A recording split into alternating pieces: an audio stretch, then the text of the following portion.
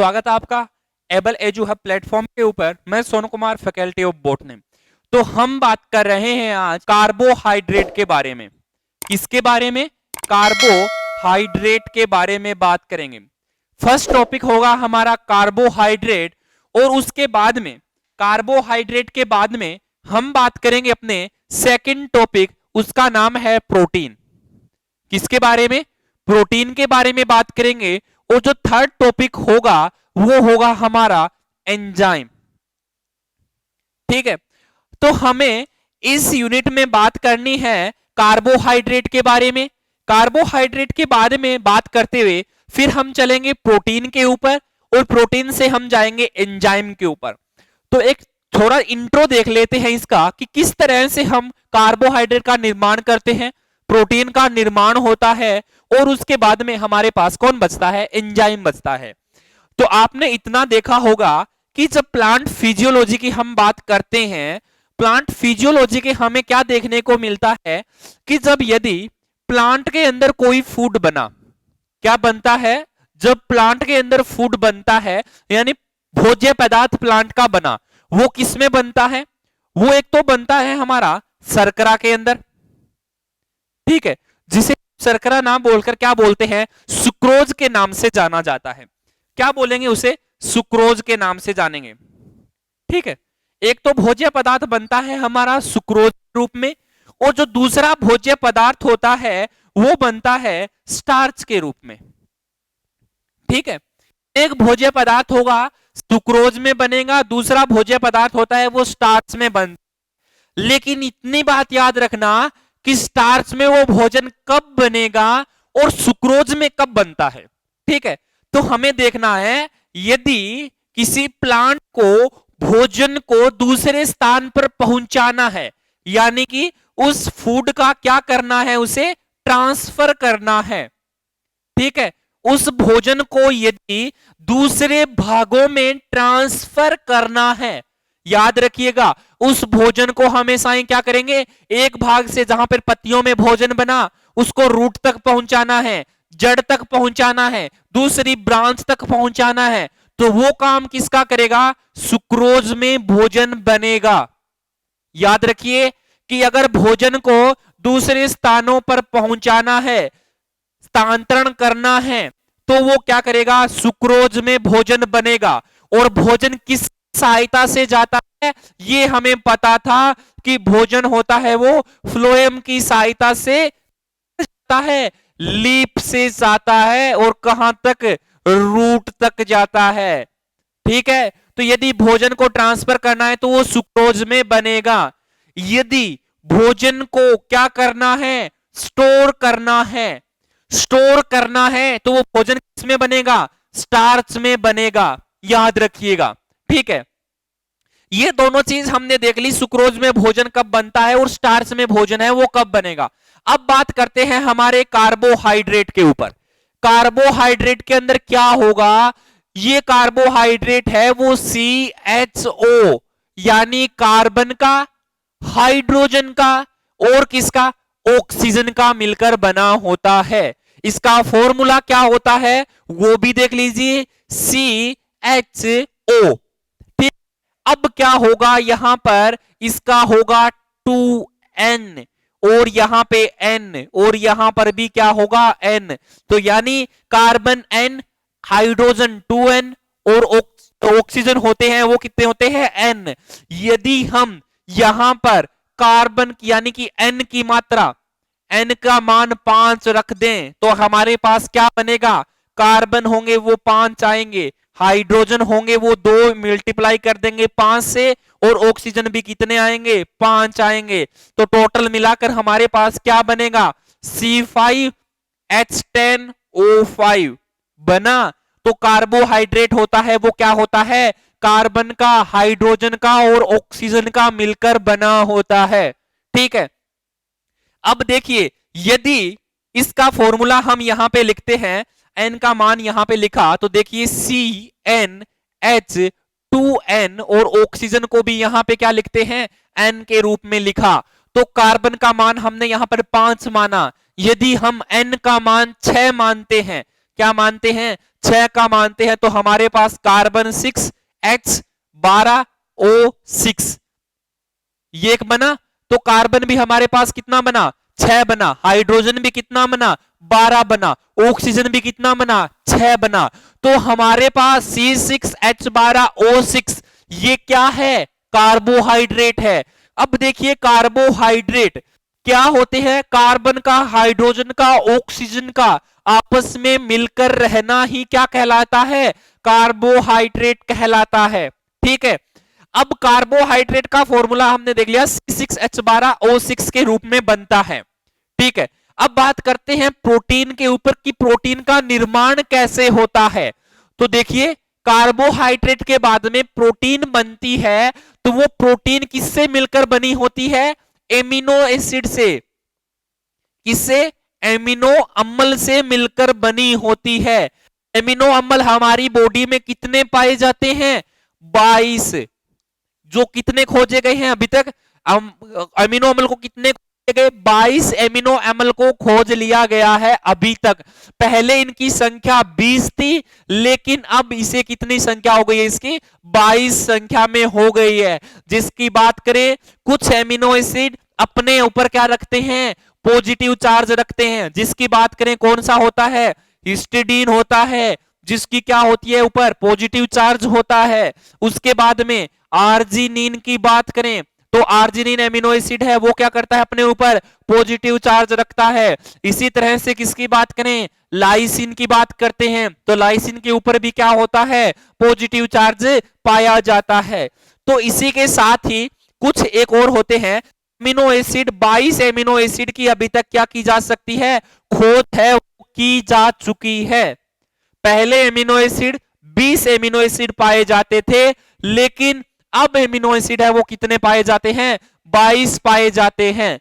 इन्हीं 22 amino acid में से क्या क्या होता है, कुछ एमिनो एसिड हैं जो क्या होते हैं, पॉजिटिव चार्ज धनात्मक होते हैं, कुछ होते हैं जो क्या करते हैं, नेगेटिव चार्ज रखते हैं, तो वो क्या होते हैं, ऋणात्मक होते हैं।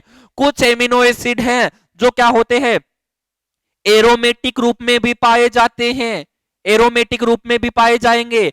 जो कौन से होंगे, जिन्हें हम फिनेलिन WYF के नाम से जानेंगे, यानी वाइफ के नाम से शॉर्ट में उनका नाम जानते हैं। उनके बारे में जब हम इन एमिनो एसिड के बारे में, प्रोटीन के बारे में बात करेंगे, तब इनके ऊपर डिटेल से हम बातें करेंगे। तो हमने यहां पर क्या देखा कि कार्बोहाइड्रेट है वो कार्बन, हाइड्रोजन और ऑक्सीजन से मिलकर बना होता है। ठीक, तो कार्बन, हाइड्रोजन, ऑक्सीजन से मिलकर बना होता है। जो क्या होता है, कार्बन 6H12O6 यानी कि इसका फॉर्मूला होता है CnH2nOn। हमें कितने ही कार्बन के रूप में दे दिया जाए, वहां पर हाइड्रोजन होगा वो कार्बन से क्या होगा, दुगना पाया जाएगा। तो ये कार्बोहाइड्रेट होता है। प्रोटीन की बात कर रहे थे, तो ऐसे प्रोटीन का निर्माण किससे होता है, चार्ज्ड एमिनो एसिड से। तो हमने यहां पे देखा कि एमिनो एसिड क्या होते हैं, तो एमिनो एसिड 22 प्रकार के एमिनो एसिड पाए जाते हैं, और उनमें से प्लस चार्ज वाले भी होते हैं, कुछ माइनस चार्ज वाले भी होते हैं, और कुछ क्या होते हैं, एरोमेटिक चार्ज रखने वाले भी क्या होते हैं, एमिनो एसिड है वो पाए जाते हैं। ठीक है, ये हमने देखा एमिनो एसिड के बारे में। अब देखते हैं एमिनो एसिड से प्रोटीन का निर्माण होता है वो कैसे किया जाता है, किस किस माध्यम से वो एमिनो एसिड है वो क्या होंगे, इस प्रोटीन का निर्माण करेंगे। तो देखिए जब एमिनो एसिड होता है हमारे पास, यानी कि एमिनो अम्ल पाया जाता है, तो एमिनो अम्ल के द्वारा क्या होगा, इसके ऊपर क्या हो जाएगा, एटीपी लग जाएगा। एटीपी लगना मतलब क्या कहलाएगा, वो चार्ज्ड एमिनो एसिड कहलाएगा। क्या कहलाएगा, वो चार्ज्ड एमिनो एसिड कहलाएगा। क्या बोलते हैं उसे, चार्ज्ड एमिनो एसिड कहते हैं। तो चार्ज्ड एमिनो एसिड मतलब कि जो ये एमिनो एसिड बना है इसके ऊपर क्या बाइंड हो गया, एटीपी बाइंड हो गई। इस एटीपी बाइंड होने के कारण ये एमिनो एसिड है वो क्या है, अब चार्ज्ड एमिनो एसिड है।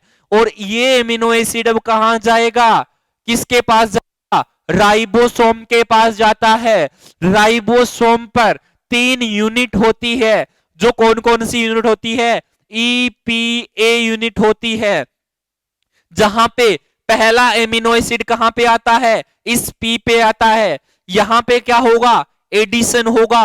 दूसरा जो एमिनो एसिड आएगा वो कौन सी साइट पे आएगा? ए साइट पे आता है। उसके बाद में पी साइट पे क्या होगा? यहां पर क्या होगा?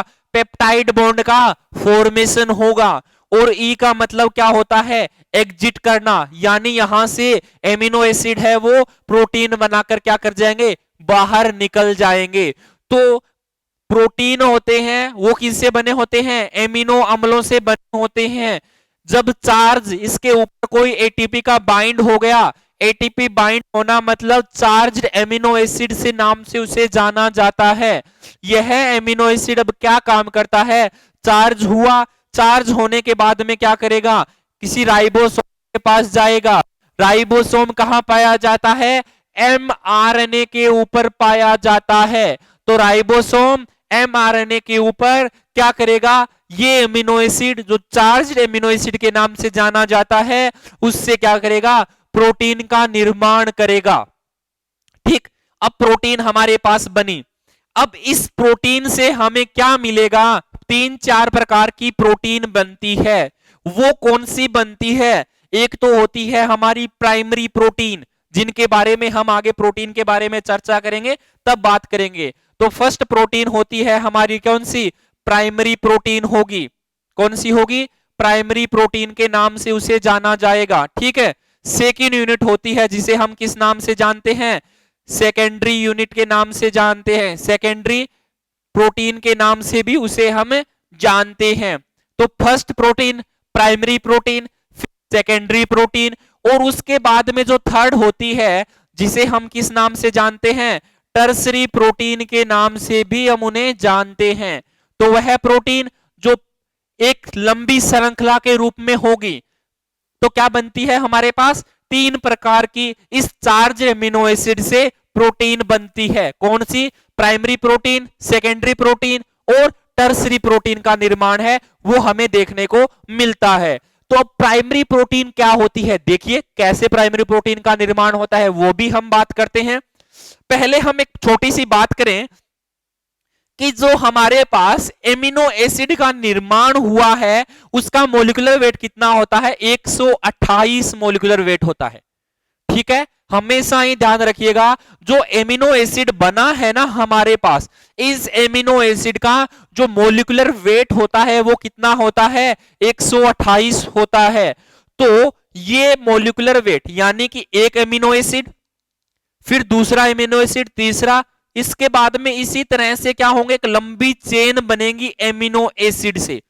ठीक है, और इनके मध्य क्या होगा? पेप्टाइड बॉन्ड का फॉर्मेशन होगा।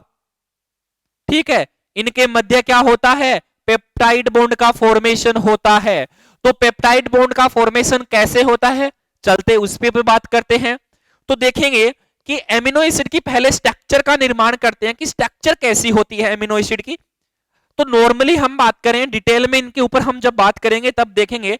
पहले इसके देखेंगे कि यहां पे कार्बन होता है, ठीक है, इसके ऊपर हाइड्रोजन होता है, दूसरी तरफ COOH बाइंड होता है, और इस तरफ क्या होता है?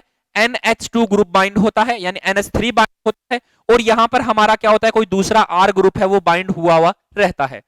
ठीक है, एक एमिनो एसिड की संरचना बनी।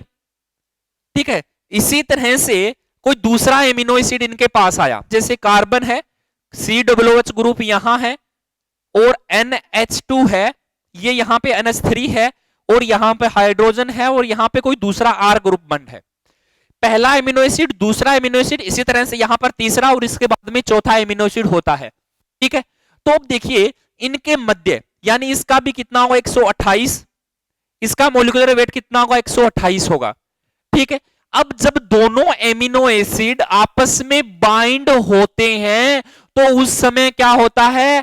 पेप्टाइड बॉन्ड का फॉर्मेशन होता है। क्या होता है? पेप्टाइड बॉन्ड का पेप्टाइड बॉन्ड का निर्माण होता है। ये पेप्टाइड बॉन्ड का निर्माण होगा तो उस समय हमें क्या देखने को मिलेगा? एक हाइड्रोजन यानी कि एक वाटर का मॉलिक्यूल है वो इन दोनों के बीच से बाहर निकलेगा। कैसे निकलता है चलिए बात करते हैं। तो यहां पर देखिए यहां पे क्या पाया जाता है, एक तो होता है हमारा नाइट्रोजन, यहां हाइड्रोजन, यहां भी हाइड्रोजन और यहां भी हाइड्रोजन है। ठीक है, तो अब ये क्या काम करेगा देख लीजिए कि ये हाइड्रोजन आया और इससे OH ले लिया, तो ये क्या बन गया H2O बन गया। तो इस पेप्टाइड बॉन्ड से ये कहां निकला, बाहर निकल गया। बाहर निकलने के बाद में क्या स्ट्रक्चर बनती है वो भी देख लीजिए कि पहले हमारे पास कौन आएगा, NH3 आएगा, इस तरफ से चलते हैं। फिर उसके बाद में कौन आएगा, कार्बन आएगा, कार्बन पे लगा हाइड्रोजन आएगा और यहां पे R ग्रुप आएगा। ठीक है, अब यहां पे कौन बचा, CO बचा। कौन बचा, CO। ठीक है, अब इधर कौन बचा, ये दोनों निकल गए, ये भी निकल गया, तो ये कौन सा होगा, अब N ग्रुप होगा। यहां पर भी हाइड्रोजन है और यहां पर भी हाइड्रोजन है।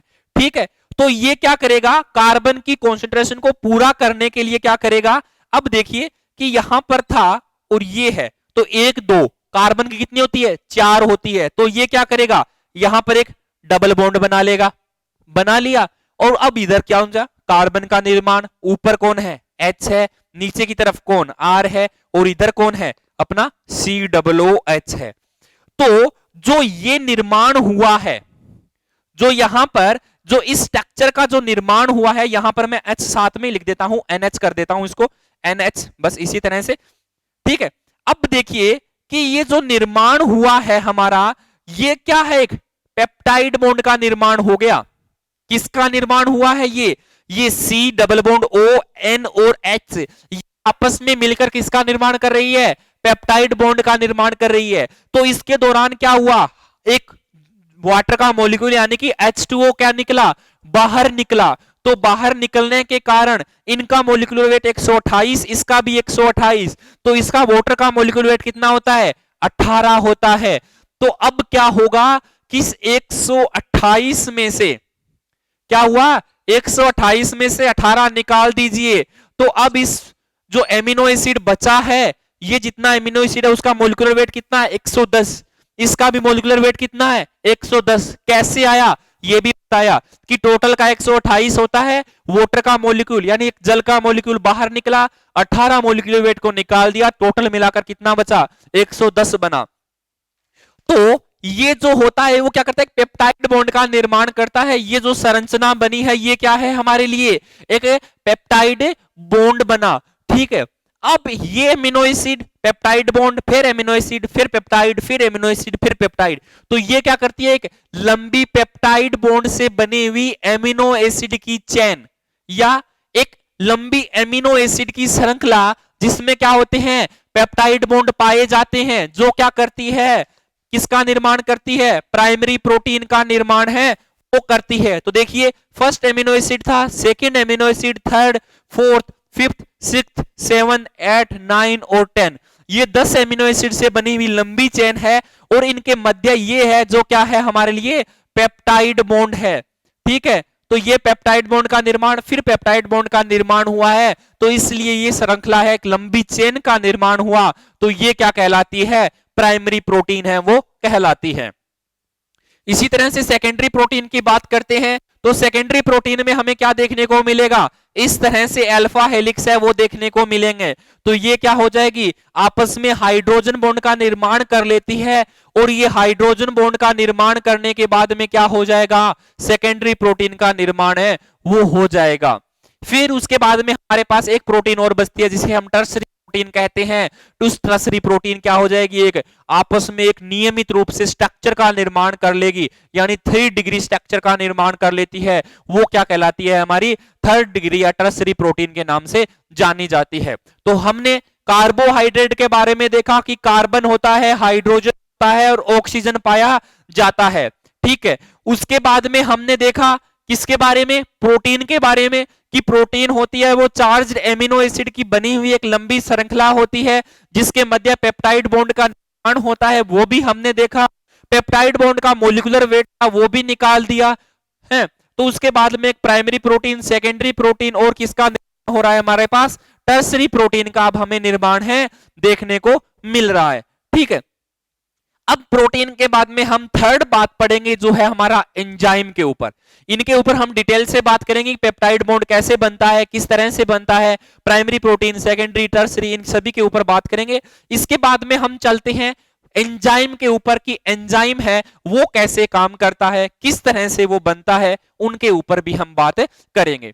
तो बात करते हैं एंजाइम के ऊपर। तो याद रखिएगा एंजाइम क्या होता है, पहले इसकी डेफिनेशन देखिएगा कि वह जो किसी क्रिया को करने के लिए क्या करता है, बहुत ही कम समय में वो क्रिया को क्या करे, पूर्ण कर दे। क्या करे, बहुत ही कम समय में क्रिया को पूर्ण कर दे और वो क्या हो, जल्दी से उस क्रिया को क्या करे, स्पीडली करे।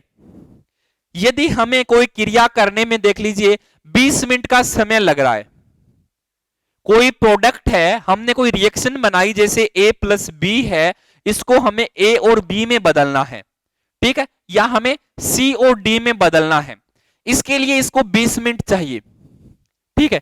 लेकिन हमने कोई एंजाइम का यूज किया, एंजाइम का यूज करने के बाद में यही रिएक्शन हमें कितने में, 5 मिनट में मिल गई।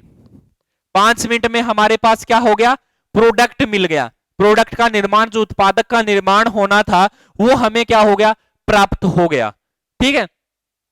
तो इस A और B से हमने C और D का निर्माण किया, एंजाइम 5 मिनट में इस प्रोडक्ट को हमने क्या कर लिया, प्राप्त कर लिया। तो देखने की बात होगी ऐसे पदार्थ जो क्या करते हैं, रिएक्शन को बहुत ज्यादा स्पीड में कर देते हैं और बिना परिवर्तित हुए, खुद बिना परिवर्तित हुए दूसरे पदार्थों को क्या कर देते हैं, परिवर्तित कर देते हैं, वो क्या कहलाते हैं, हमारे एंजाइम कहलाते हैं। तो देखिए एंजाइम होंगे, उनको हम दो विधि के द्वारा पढ़ेंगे। तो हमने देखा होगा छोटी क्लासों में हमने पढ़ा था कि एंजाइम होता है वो क्या करता है, एक तो चाबी की तरह काम करता है, ताला और चाबी होता है, वो चाबी होती है, वो क्या होती है, एंजाइम के रूप में काम करती है। यदि उसके अंदर हम एंजाइम को ना ऐड करें तब तक वो ताला कभी किसी से भी नहीं ओपन होता है, ठीक है। तो जब उस एंजाइम को हम उस प्रोडक्ट में लगा देते हैं, क्रिया में लगा देते हैं, ताले के अंदर इंटर करवा देते हैं और उससे जब भी हम रिएक्शन को स्टार्ट करते हैं तो वो क्या हो जाता है, जल्दी से पूर्ण हो जाता है। तो एंजाइम को हम एक तो विधि आएगी जिसे हम क्या बोलेंगे, ताला कुंजी के रूप में हम पढ़ेंगे कि ताला कुंजी होती है, उससे क्या होता है, वो एंजाइम द्वारा कहलाता है। सेकंड मेथड होता है जिसके द्वारा हम पढ़ेंगे कि कोई ऐसा पदार्थ जो क्या कुछ ही मात्रा में मिक्स कर दिए और वो बहुत तीव्र गति से उसको पदार्थ को क्या कर दूसरे पदार्थों में परिवर्तित कर देती है, तो ऐसे पदार्थों के रूप में हम एंजाइम को पढ़ेंगे। तो दूसरा हुआ हमारा